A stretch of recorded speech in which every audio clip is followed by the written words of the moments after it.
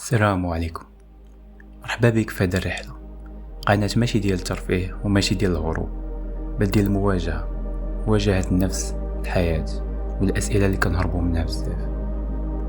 هنا غادي نهضروا على مواضيع عميقة بصوت هادئ، ولكن الرسائل اللي فيها ممكن تبدل حياتك. إذا كنتي كتحس أن حياتك ماشي ديالك، إذا كنتي كتشوف العالم بطريقة مختلفة ولكن ما لقيتيش مع من تهضر، أنت في المكان المناسب. كنبداو اليوم بواحد من أهم وأصعب المواضيع، الخروج من القطيع والتفكير الحر.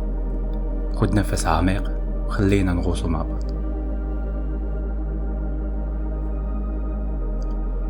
كل شيء كيجري، انت واش عمرك سولتي راسك علاش كنجري فين غاديين؟ حنا اللي كنزيدو للدنيا كنلقاو الطريق واجد. الناس كيقولوا لينا شنو خصنا نكونوا، شنو خصنا نقراو، شنو نخدموا، شحال خاصنا نربحو، مع من خاصنا نكونوا، وحتى شحال خاصنا نضحكوا. بحال الا حياتك ماشي ديالك، بحال الا شي واحد اخر رسم لك الخريطه وانت غير تابع. هذه هي عقليه القطيع. القطيع هو داك الجمع اللي كيمشي في خط واحد وما كيسولش، ما كيشكش، ما كيشوفش فين غادي، غير تابع. كتلقى الناس كيديروا نفس الحاجه، كيشريو نفس الحوايج، كيتفرجوا في نفس البرامج، كيتبعوا نفس الترندات وكيقولوا نفس الهضره. واذا جا واحد وقال بغيت انا نفكر براسي، انا ما بغيتش نكون بحالهم، كيبداو يشكوا فيه ويضحكوا عليه وكيقولوا عليه ضايع ولا مسخوط. ولكن الحقيقه هي العكس.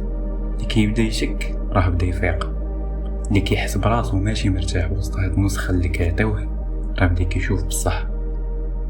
الخروج من القطيع ماشي سهل، غادي تحس بالوحده، غادي يجيك الخوف، غادي تحس براسك تايه، ولكن وسط هاد التيه غادي تلقى اغلى حاجه، نفسك. غادي تبدا تعرف شكون انت بصح، شنو كتفكر، شنو كتحس، شنو بغيتي دير، شكون بغيتي تكون. ماشي لانك عاصي وماشي لانك حر. الحريه ماشي انك دير اللي بغيتي فقط، الحريه هي انك تعرف علاش بغيتي دير داكشي، وانك تكون صادق مع راسك. ماشي تابع الناس، ماشي تابع الخوف، ماشي تابع الترند. اللي حر راه فكر وشك وواجه وتغير. اللي حر راه مشى ضد التيار ولكن مشى في طريقه. ولكن واش عمرك سولتي راسك شنو خاصني نكون انا؟ واش داكشي اللي كنديرو كنحس بيه ديالي ولا غير تابع؟ المشكل ماشي انك كتخدم ولا كتقرا ولا كتعيش عادي، المشكل هو انك كتشوف حياتك قدامك وما كتعرفش علاش كديرها.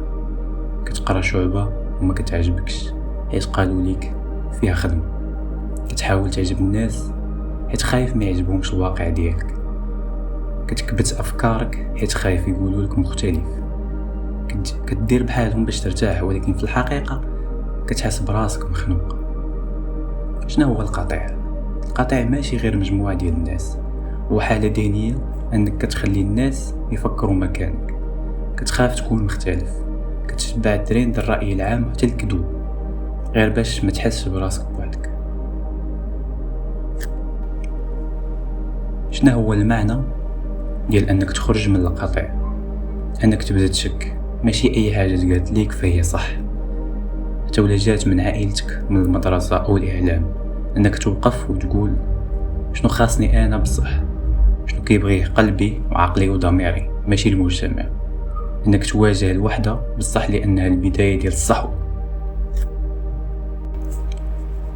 شنو هما الخطوات اللي تقدر دير انت؟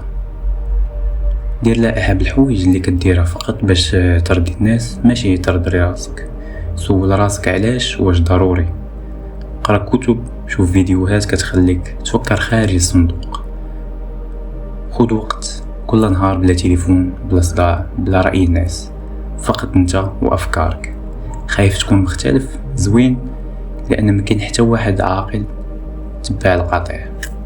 خلاصه الخروج من القطيع ماشي سهل ولكن ضروري اذا بغيتي تعيش حياه فيها معنى.